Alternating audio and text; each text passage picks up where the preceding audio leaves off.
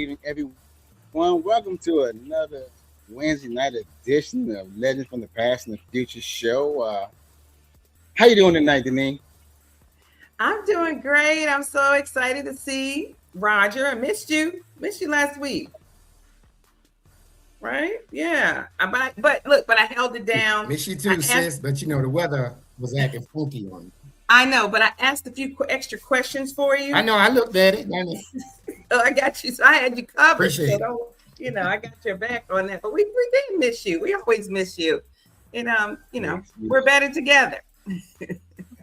Absolutely. How about you, Raj? How you doing today, Raj? Things going good, man. I mean, can't complain. Ain't like nobody gonna listen. So, got a little car issues with my grandson car. Once I get that squared away, because on my way to North Carolina Sunday. Oh, okay. My granddaughter graduated. Oh, exciting. Oh, that's awesome. Yay. Yeah. She graduates Sunday and start college in August. Yeah. So I got 3 in college and 1 in I guess you would call professional school. She did esthetician. She doing the stuff for the skin. So they all out there doing their own thing. Well, I got some big news for you guys today. I received an email today. So I've been selected to receive a Men of Distinction Award. So I'm excited about that. More to come with information. More to come on information. Men of Distinction. More to come. More to come on information with that. I get it back to you as soon as I receive it. Why are you getting an award though? I will more to come on the information. I will let you know as I receive more information. All right. We got a heavy hitter. We have a we have a heavy hitter tonight, man. I'm excited about our guest tonight. Dr. Karen B. Johnson. She's the pastor of First Christian Community Church. But before we bring her on, I want to show our viewers this. Version is God called me to this assignment. I came dragging my feet. I came with the same time I knew it was him calling me to the office. A pastor here at First Christian.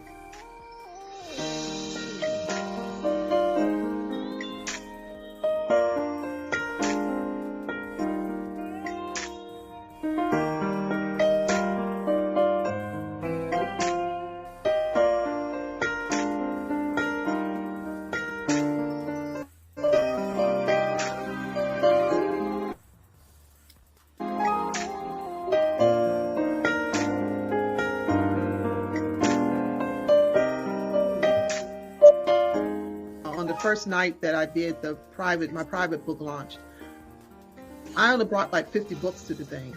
I was not expecting people to buy 2 and 3 copies at one clip.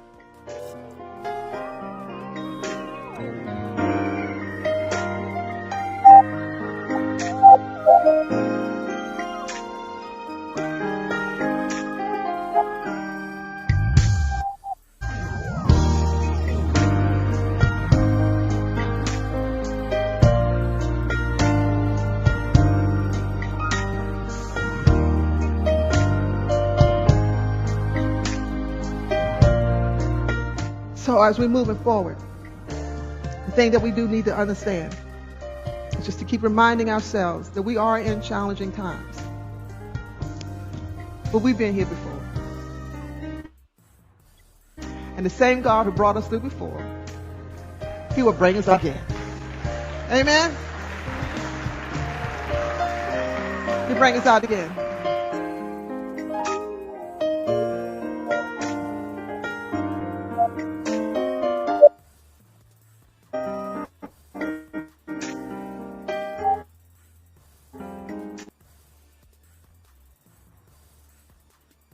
Well, I think it's time to introduce our guest for tonight. Are you ready for Dr. Pastor Karen B. Johnson? She's here. Welcome to the show, Pastor. Thank you. Thank you. Thank you for inviting me. Hey, my media guru, she's not here, so I got to work everything, and I'm a little late with what I do, but we get it done. That's all So, right. Pastor, welcome to the show, Pastor. How are you doing today? I'm doing well, thank you. How about yourselves? Doing great, doing great. Good. The way that we began on the Legend from the Past and Future shows, we travel down memory lane and work our way forward. So tell Okay. everybody where you were born. Tell everybody where you were born and raised. I was born in Annapolis, but I grew up on Muddy Creek Road near the intersection of Mill Swamp. So that should tell you pretty much that I'm a country person. As the folks here in Annapolis call it, I'm from down country. Down country. I'm from down country. Yeah, I'm from down country on Muddy Creek Road. We proudly call ourselves Mill Swamp. Mill Swamp. Okay. All right. Okay. you know what I remember about Mill Swamp? They were awful in athletics down there. Is that true? Oh yeah. My dad used to play. Well, I was quite young, but he used to play baseball with the Edgewater Graves, and so they would play ball down on Collins Field. I don't know if you recall that location. That's on Muddy Creek Road, and used to play down in Galesville. So he was a ball player, but then there were a lot of athletes, a lot of ball players. The younger guys. He used to have a pony league as well, a little league. Then they went to the pony league. When you had a lot of the guys who went on to high school and playing high school basketball and all. So yeah. So now, what are some of the things that you enjoyed doing while growing up? Oh my goodness, what I enjoyed doing. Well, I kind of used to classify myself as somewhat of a tomboy. I preferred being outside. I liked doing stuff that the guys were doing. I wasn't too much with the dolls, and I wanted a race car track, and my father thought he couldn't get with that. He didn't understand that. Going up at that age, that was very troublesome for him. but of course I never got the race car track. I never got that. But he taught me how to drive very early. So when you're in the country, you learn how to drive. You're 5-6 years old, you know how to drive a car. So you're out in the country, you can do that. So yeah. So then, did you consider yourself to be athletic? No, not really. I'm one of those who athletic in their mind. Okay. I played field hockey, volleyball. I played softball, but I wasn't good at softball at all. But I was good at field hockey. So who are some of the people that was the most influential on you while growing up? Who did you look up to? Oh, I looked up to my mother, my father.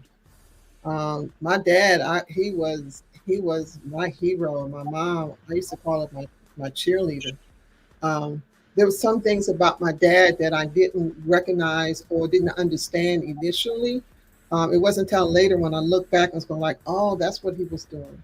So, like for example, my dad took my mom and I. We were going on vacation, and this was around 1965, and so a lot was happening in 1965 in reference to the civil rights movement. And so we were going to New York. It was the New York's World's Fair. And I remember going to the bus station, and the bus station used to be on West Street where, I don't think it's Lowe's Hotel now. I think it's the Graduate Hotel. I think that's what's on West Street at this point. Yep. Well, that used to be where the bus station was. And I remember we were going to get on the bus, and my father made sure that he was on the front seat, me and my mom. And I was on the front seat right across the aisle from him. I didn't realize then, of course, as a child, I didn't realize the impact of that and what the message he was trying to send. And he wasn't challenged either. But again, I didn't realize what was happening. I was young, didn't all I know, I'm on a bus and I'm going on a trip. That's it. I didn't know anything else. And it wasn't until later that I was able to appreciate that that was his own form of of defiance, if you will, his own form of protest. And when I look back, it was a lot of that in the moment I didn't understand what it was. And it wasn't until later when I began to reflect and, oh, this is what's happening. And so I grew up in that kind of environment. I grew up with not only with my parents, but with my church family, with the community. So we had like a three-chord strand, if you will. So it was always church, community, and family. That was the three. And as far as school was concerned, during that time it was segregation. Our schools didn't desegregate until I think it was I'm going to lose track. 66. I don't remember for sure, but um, back then it wasn't anything for your principal and the teachers to go to the same church that you go to, and they knew your family. So I grew up in that type of environment. It was very close-knit community. Muddy Creek Road, Edgewater, Mill Swamp, Old Mill Swamp Road, very close-knit community. We all basically went to the same church. Everybody knew everyone. Some relationships overlap, but it was that type of environment that I grew up, which produced a lot of people in that environment that I looked up to. There were a number of people within our neighborhood who were very community oriented, but they were very civic minded. They were all about making change, wanting things to improve as far as the lives of people to improve. So I grew up in that type of environment. So yes, my mom and my dad definitely were at the forefront, but at the same time, there were many others within our community as well that were very influential. And again, when you're growing up in that kind of environment, you may not realize the impact of it. It's not until later, and then you go like, I don't mean just the impact. It becomes normal to you, but you don't realize just how impactful that was in that kind of environment that I grew up in. Wow. Now, what was your major in college? I went to Morgan State University. So my first major there, my BA was in speech communication. Then I went to Howard, and it was organizational communication. And then I went to, of course, United Theological Seminary, and that's where I got my DMin. In fact, we're going to do things a little different. Right? I'm always getting slapped to let Deneen go first, but women first, right? But I'm going to let Roger take it first tonight. No, I'm not going to do that. All right, we're going to stay on point. But before I do so, I want to welcome Vanessa King to the show. Whoever praised the Lord is, identify yourself in the chat, please. Cheryl Murray, welcome to the show. Daniel Butler, welcome to the show. And I'm not going to hold this against you, Melanie, but she's a Philadelphia Eagle. Welcome to the show, Melanie. Yes, she is. On you. On you, Denise. On me? Okay, great. Thank you. So, I guess the question I have is about your memoir. And you said your memoir, when morning comes, talks about some deeply personal things. What was the hardest chapter to write, and what did it teach you? Oh, wow. Well, the hardest chapter to write would have been the first two. All of them were quite challenging. It really took me about 5 years to write, and the writing began. The writing started from me going to counseling, and so they always encourage you to journal, and so I was journaling. And then when I started seminary, because I was starting seminary all around the same time, and one of the things that we had to do was do what we call a spiritual autobiography. And a spiritual autobiography is something that anyone can do, but you just start with your earliest memories and you work up. So anyway, that was the genesis, the beginning of the book. So each chapter was difficult to write. So, and the reason it took me a while was because I would start writing, and then I would take a break, and that break could be months. It was like I had to process what I had written, had to sit with it, and then I had to, when it was time for me to go back to write again, I'm gearing myself up and I'm writing again. And then I had to stop and pause and process. And so it took a while. So the first few chapters were the most difficult. As far as what I learned from the entire process, some of it I summed it up as far as in the back of the book. And I learned, number one, that sometimes you have to be okay with what you don't know. And that is, you may not always get the answers that you want. And you need to be able to accept that and not allow it to hold you up, hang you up, but to just move on. The other thing that I learned was that it is okay to sit in your truth. I should say that would be the main thing. It's to be able to honor your truth, whatever that truth may be. And by honoring it, it means allowing yourself to give voice to your truth, because that truth deserves to be heard. And when I'm saying deserves to be heard, I'm not necessarily saying that it needs to be made public, especially in America. I did, but to be heard as far as whether you're sitting down across from a therapist, or that you are voicing it, that you're speaking. This is something that has happened. This is something that has been difficult, and I need to address it, as opposed to suppressing it, as opposed to, you know what, it's over with. I'm not going to. It's done. I'm going to leave it alone. But to honor the truth and to honor yourself by being able to speak it in whatever manner that you are led to do that. Oh, good. Thank you. Well, shoot, that jumps right into my next question about you speaking truth to power. What does that look like? Speaking truth to power?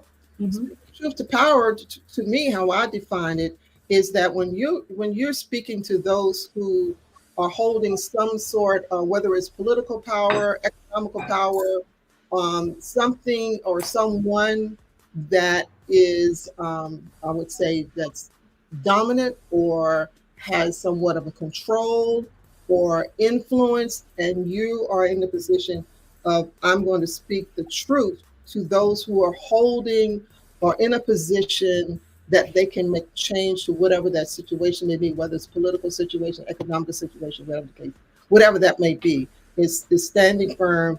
And, speaking the truth is, let's just lay down, and this is what is happening. This is what needs to be addressed.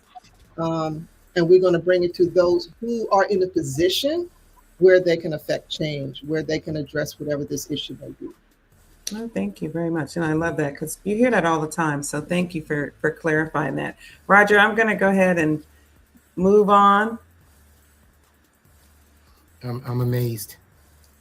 I am amazed. Trying. I'm doing my best. I'm doing my best. I want to get in Johnson,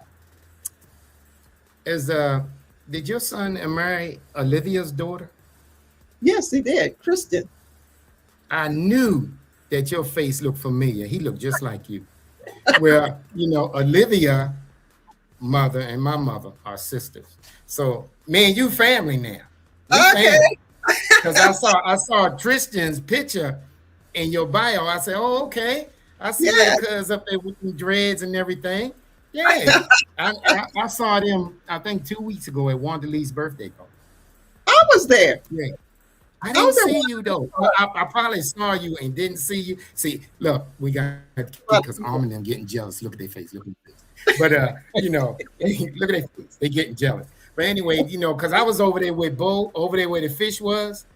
Oh yeah. And I was on the other over there. I was Oh, on the you other was on side. the other side. Right. Yeah, you I was was on the over other there with side of the tent. Hmm. out of the tent. Yeah, I Yeah, was on that's the good. See that? See that? They so jealous. I love it. But anyway, so you have let's talk about your lift. Let's talk about that a little bit. Explain to the people what that is.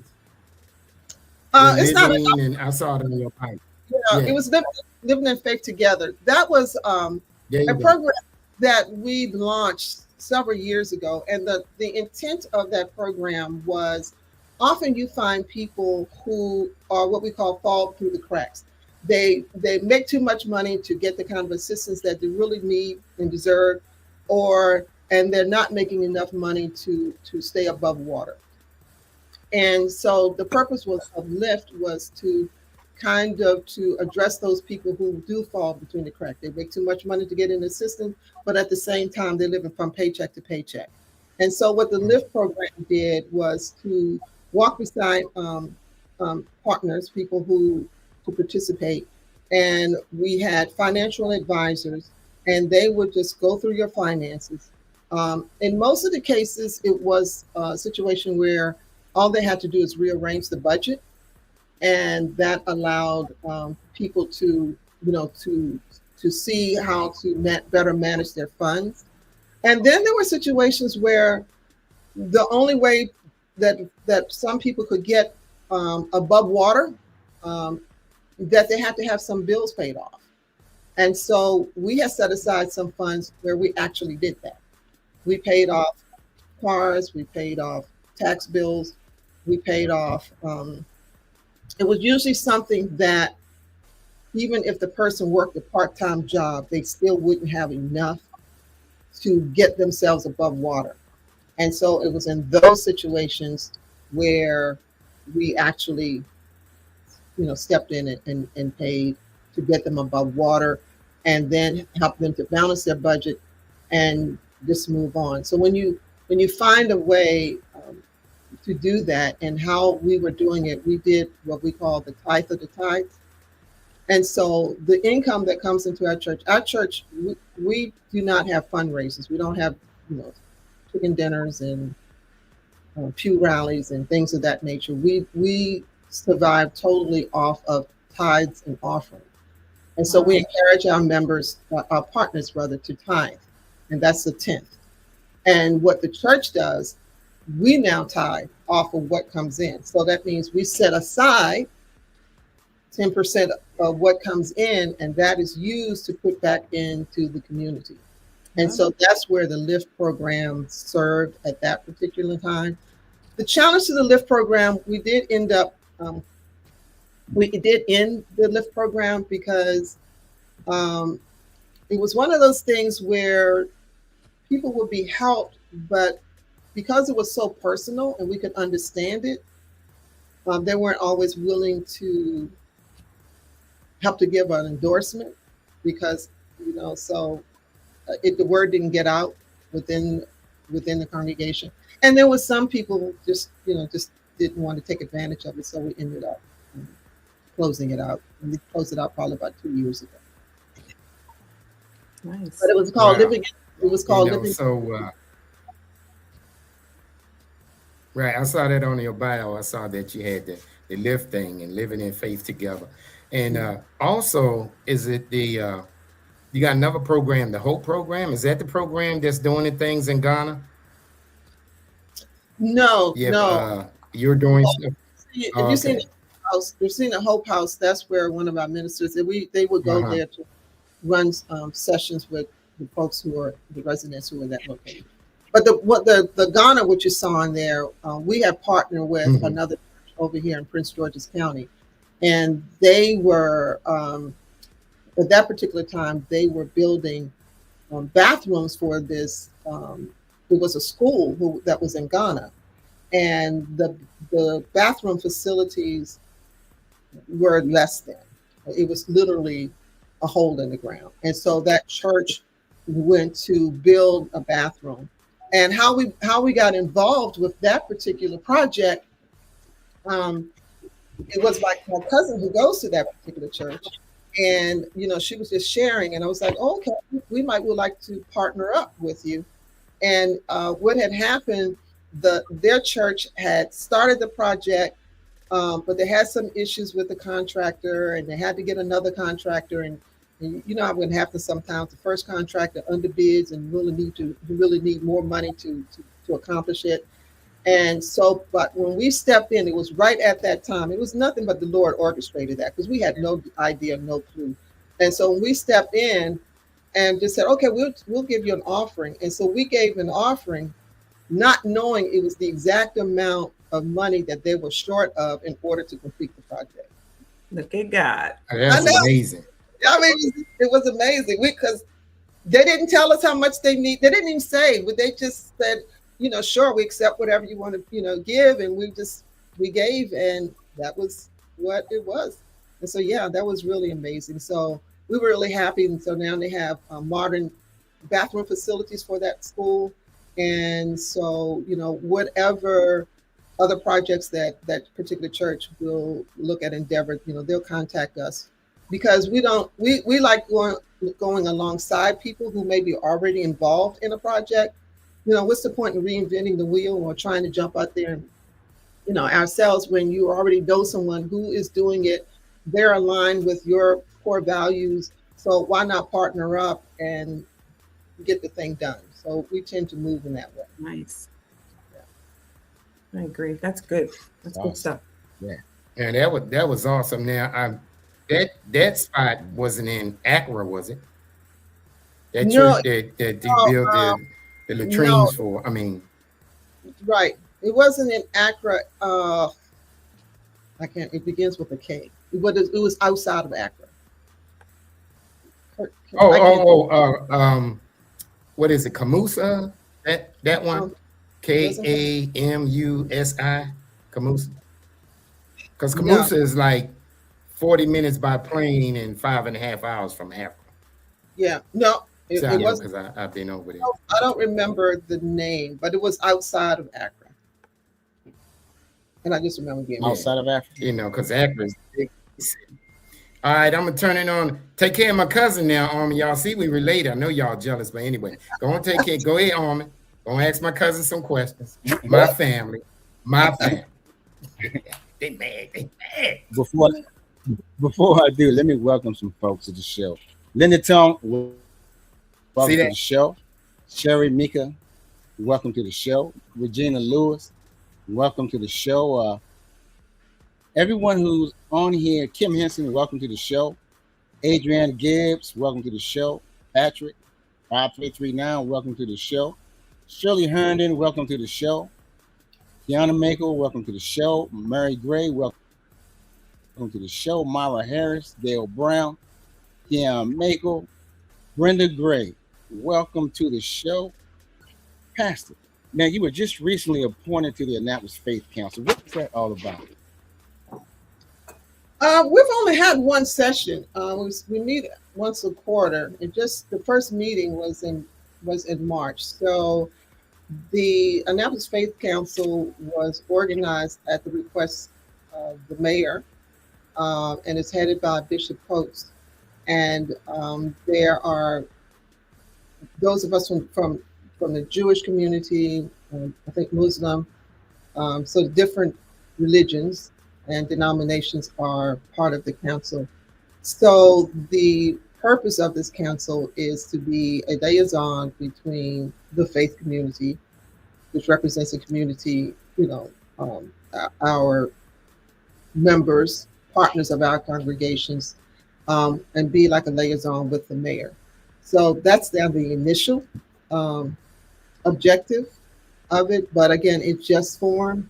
And so we've only had one meeting, which was in March. So it only meets once a quarter.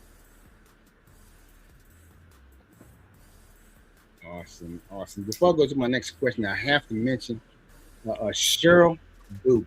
She called me and said, my pastor's going to be on your show. I said, yeah, when is it going to be? Wednesday at 8 o'clock. So Cheryl, welcome to the show. Dominique Curry, welcome to the show. Pastor, what has been your biggest joy, biggest challenge in ministry? Biggest Your biggest challenge, joy and big. the biggest joy in ministry is actually seeing change, people changing. Um, is seeing people who have maybe dealt with some really heavy stuff and seeing them going through the process of trusting the process and coming out of their situation and just watching them blossom. That always just brings a joy when you see that, you know, especially when you know where they've come from, and then the extra piece onto it is that when other people meet them but don't know their story, and so the saying, you don't look like what you've been through, and so folks have no idea what it took for that person to get to where they are. Um, so that is definitely a great joy in just watching people allow God to come in and to move and to do the work within them, and that they work with Him, and to see people Yeah. also to move into their purpose, to move into their gifting, and then as they're excelling in it, and you're just watching them just grow, and you just kind of stand back and just watch God do their thing. Um, and that's Yeah. going in. So, yeah, it's really it's really fascinating, and it's one you never get tired of seeing. You just continue to just pray, you continue to work, and you just meet people where they are, and not try to force people into becoming who you think they're supposed to be and doing what you think they're supposed to do. You just kind of sit back and just allow the Lord to do what the Lord's going to do, and He will reveal, He will show, and you just our job is to, as pastors, is as under shepherds, is not to get ahead of the great shepherd. Our job is to walk alongside him and follow him as we are leading and guiding, you know, the sheep of his pasture. So you always got to keep that in mind, that the people who belong to your congregation, they belong to God first, Amen. are the under shepherd. Your job is to take care of God's sheep. The Bible says, the sheep of my pastures. So once you keep that into perspective, then that kind of balances everything out and takes the pressure, because you trying to be the one to be the fixer and you're going to do this. No, you just allow God to help, to work through you, to help, to bring his sheep into the fullness of who he has so ordained them to be and to become. And so that is one of the greatest blessings. What was the second part to your question? So your biggest He don't challenge remember. in ministry. Your biggest What was challenge my in ministry. biggest challenge in ministry? My biggest challenge in ministry, to be honest, and I wrote about this in the book. My biggest challenge in ministry was accepting the fact that God had called me to the position of being a pastor and operating as a pastor, as opposed to as my when I was in seminary, and my mentor in seminary said, "You are operating that church with a second chair mentality instead of being in the first chair." Hmm. The biggest challenge was walking in what God had actually called me into, as opposed to of not fully walking in my calling, because I wasn't feeling like I was really worthy of that. God had to help me to overcome that.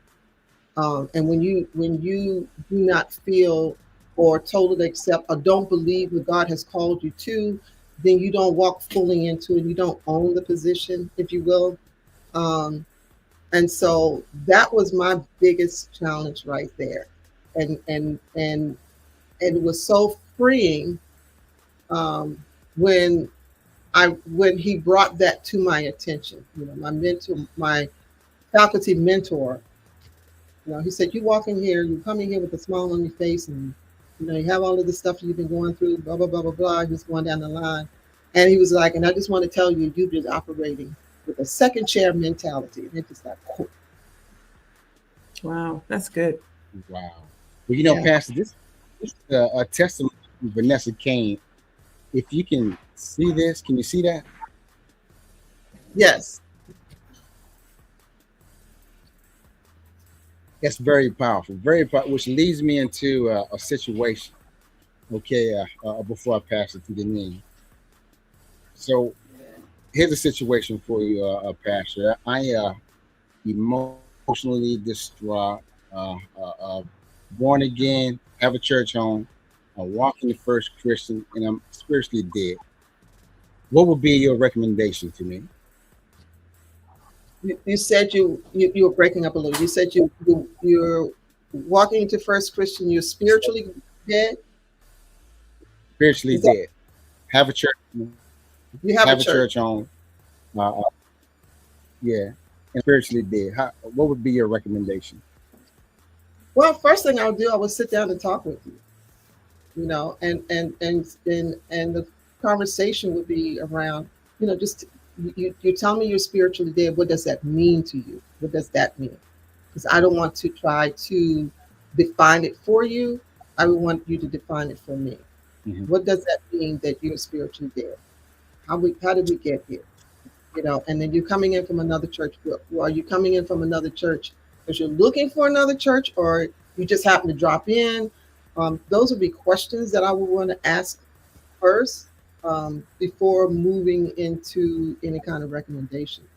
You'll need some background. Awesome, awesome. Are you, Denise?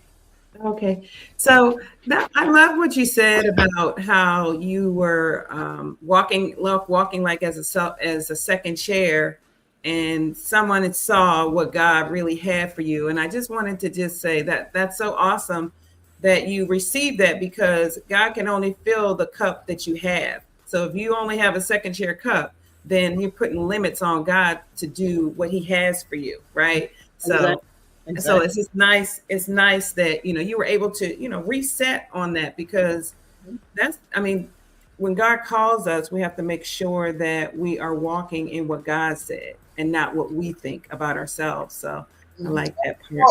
Or what others think about you. Yeah, And that's so true. that can be a huge hindrance when we are dwelling on what other people think and what other people are saying. And that's what I had locked into. And so it just kind of stifled, and it can just throw you off. And yes, you do not flow in the manner that you should be flowing in. Yeah, and then I think there's scripture reference to that when they talked about how Jesus couldn't do all the works back in his hometown because of how people looked at him in Exactly. in a certain way. So yeah, that's definitely an example of that. But what I wanted to do was go to you as a founding board member of the New Village Academy, Mhm. and the question that I had is, what gap did you see as it being necessary? Like what were you trying to fill? What were you trying to accomplish that wasn't happening already? Because I think that, what's the mission for it? Right. The gap that I saw and what attracted me to the Village Academy, it was that it was addressing, um, those children, those students who just didn't fit in traditional schools. The way the traditional school is set up, it hasn't changed in over 100 years, and it doesn't fit for everyone. And so, sometimes students can get lost, in the traditionalism of school because it just doesn't fit. And so that's why I saw New Village Academy as filling that gap. And actually, as it says on the website, is doing school differently. And it's doing it differently. Is now you're centering the student, and you're centering. It's kind of going back in a way to how it used to be back in the day, where it's you got the school and you have the family that's involved, and the two are working together, and that makes such a huge difference. So, yeah, New Village is stepping out into, new waters. Um, the school will open in August of 2026, and so it's going to be an opportunity, to look at this new model, and I believe that it's going to be a model that's going to be taken on by other school districts as well.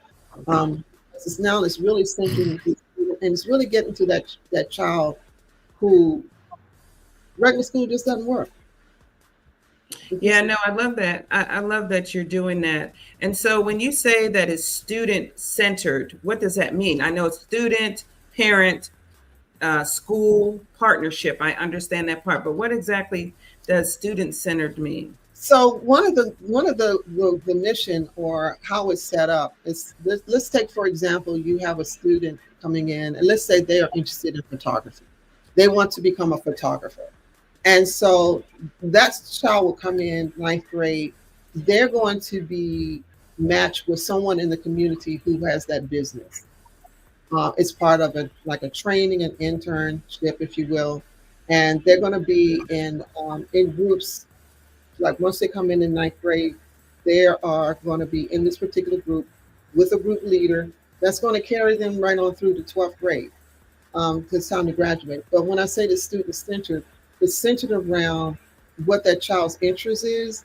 Still getting the fundamentals, don't make that mistake. But at the same time, by the time that child hits 12th grade, they could walk out and depending on what type of career they're looking for, they could walk into a position or is even better preparing them to go on to college or of that nature. So student centered is coming from the standpoint is what's interesting to you.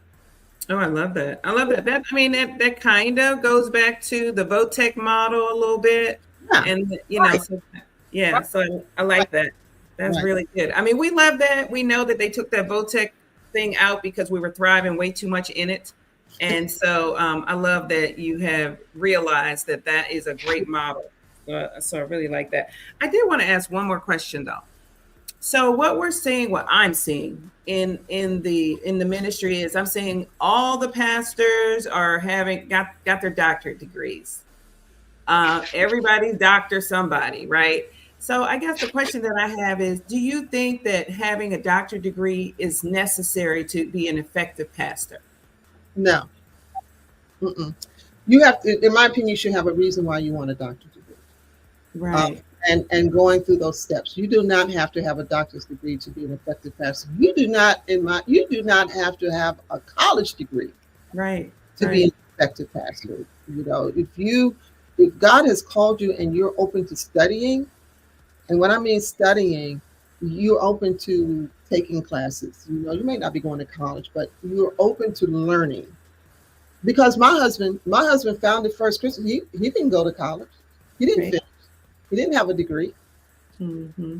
I think that's good news. I think that's good news because I think there are people out there who feel like they may be called, but they don't necessarily have the educational background. And so they may feel a little bit intimidating. So I think that the fact that you said that really may open the door for some people to be able to walk in what God has called them to do. Yeah. When you're talking about a doctor's degree, but when you're talking about someone who's saying, I have a call on my life. Okay, so let me just give you this example. So at our church, we have what we call the AKI, which is called Advancing the Kingdom Institute. And we actually took the structure from a seminary.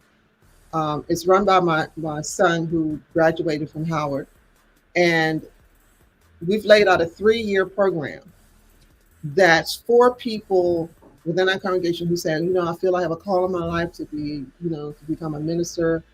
And they go through this 3-year program. I mean, they go through exegeting a text. They go through Old Testament, New Testament. They world religion. They go through all of those subjects. Even those who are not sensing a call to become a minister, but there may be elders. And for example, in our church, an elder is an administrator. They're the ones who have kind of the administrative component of the church, and they teach as well. And so they go through the AKI, but those who are called to be ministers go through it even more. So it's really was created for those who had not, who may have finished college or may not have finished college, but it was to give them the fundamentals. But at the same time, we do encourage you to get as much as you can educational wise. Right. And because why we encourage that is because people in congregations they're very sophisticated. You can't get up there in the pulpit and just throw something out there and think they're gonna buy it. Number one, they're gonna Google it while you're preaching. So right. So I mean, so just yeah, show yourself approved, right? right, exactly. So we do encourage to continue getting as much as education as possible. But back to your question, is a doctorate necessary? No, it's not. To me, a doctorate is if you want to teach, or the reason I went was because I just felt I just needed to get more, because again, I'm looking at people who are coming in and it's like, you can't be throwing anything out here. You need to stay sharp as you can. Right. And so reason that I went back but yeah, it's not necessary. It's it's the kind of degree that you get because there's an earned degree and then there's one that you pay for. Okay, but that's another topic. Go ahead, Roger. You might want to ride on that one. No, I got my own questions. I appreciate it. I reclaim my time. So I was looking at the now you went to Morgan first, right? You went to Morgan and then Howard? Yes. So how was that going from being a bear to a bison when they play against each other? So who did you cheer for? Oh, I'm Morgan all the way. See, Howard was grad school, so that's for me, that was a whole different vibe. I went to Howard not for the culture, I went for the Howard for the degree. Right. Morgan, that's home. Howard, okay. Morgan is home. I didn't have that kind of. I know about my sister went to Morgan. Yeah. I didn't have that raw. Yeah, I got you. So you were sitting there watching Morgan play Howard, the Bears play Bison, and you silently cheering for Morgan. You going to that school? That's cool. That's all right. Enough fun. I like that. You go over to the Morgan side. You go where you belong. You go home. Yeah, I'm probably gonna hurt some feelings with this one.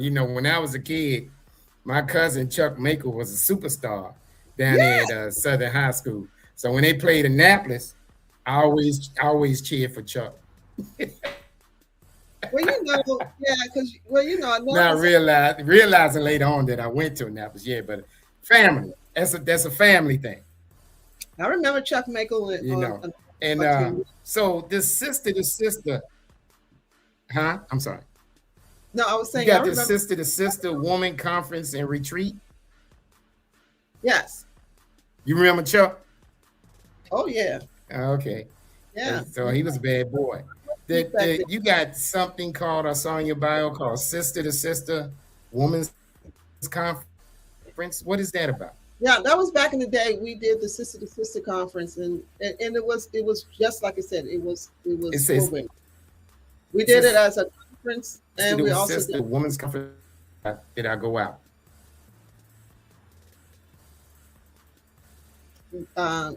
So you asked what was the Sister to Sister Conference about? I'm having trouble here. Y'all still hear me? We hear you. Yes. Yeah. What was that about?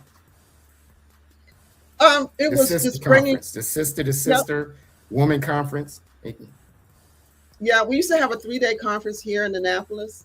And when we started out, because when we started out First Christian, we didn't have a church building. We were worshiping at one point. When we first started, we were worshiping over at what is now the Doubletree Hotel.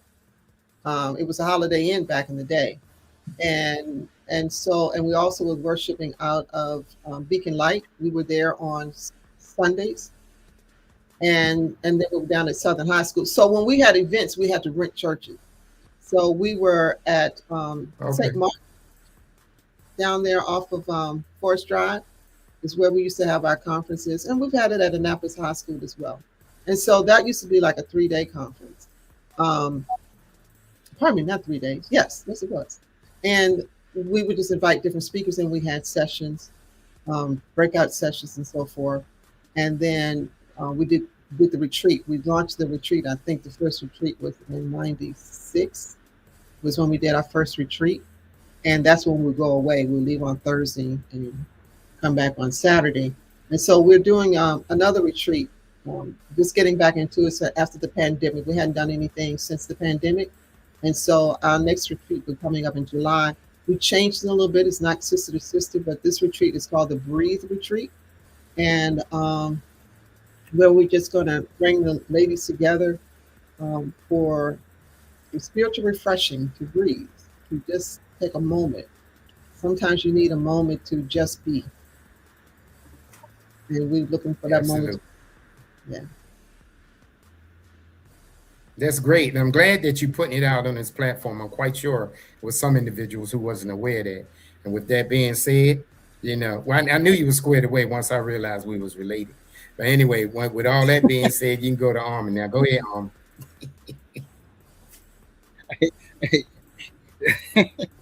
Sister Pastor, an audience Don't be mad. member Don't hate. An audience member had a question. Okay. Being an effective, well, then she changed it. She said, "What makes one an effective pastor?" What makes one an effective pastor? Is that the question? Yes. I think what makes a person effective is, first of all, are they relatable? Can they relate to the people that they're called to pastor? Are you relatable, and are you approachable? Amen. That's good. I think those are the two main things. Is can you talk? Can when you are sermonizing or whatever, are you able to share something? Be transparent to help to show that you're really not any different. You know what I mean? And let me put it this way: the church is the ecclesia, and the ecclesia is the called out. So when you look at a pastor is a called out from the called out. Does that make sense? The ecclesia is the called out, but you're called out of the called out. So you're not different. You just have another assignment. And so it's important that you are, first of all, to being able to be relatable. You also have to make sure you have integrity.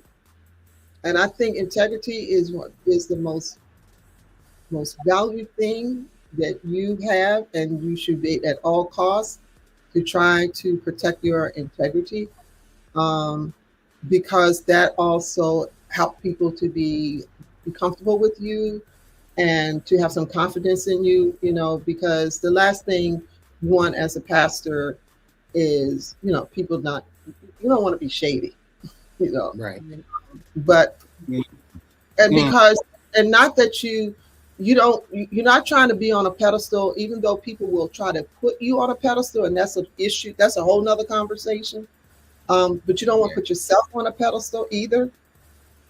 But you want to be relatable, but at the same time, sometimes you don't want to go too far in being relatable. You still have a standard that you have to, in my opinion, that you should adhere to. Just because you may be comfortable with something, it doesn't necessarily mean you should necessarily, I'm looking for a way to put it. Everybody may not be able to handle what you may be comfortable with and comfortable in doing, so you may want to keep that separate, if you follow what I'm saying. Good answer. So, Sister Pastor, because we're getting close to that time, what we're going to do is, first of all, can we invite you back on the show? This has been great. Oh, sure. So much more that we can. Sure. We would love to have you back. So we're going to allow.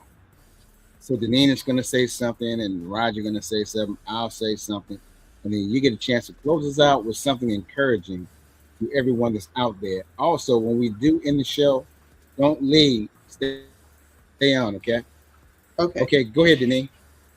Okay, so what I wanted to say, you were talking about effective. She was talking about being an effective pastor. You have that humble spirit, and I think that that's very important.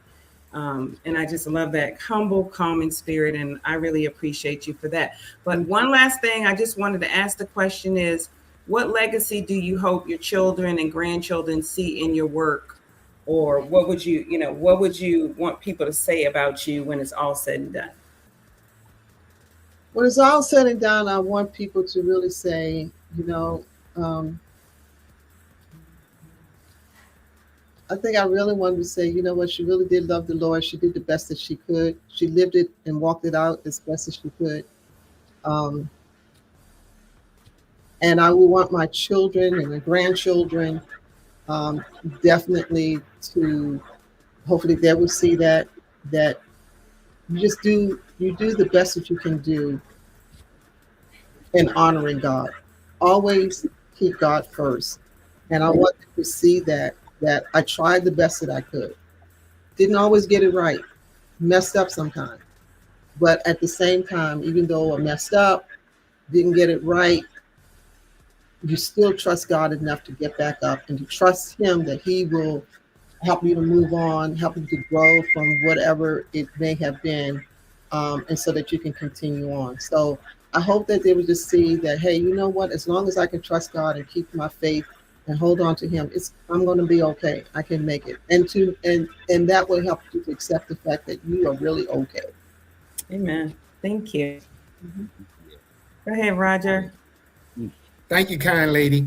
I just want to say it was an honor because y'all always do well. I'm the jokester. They always so serious, and I think that's because we don't had.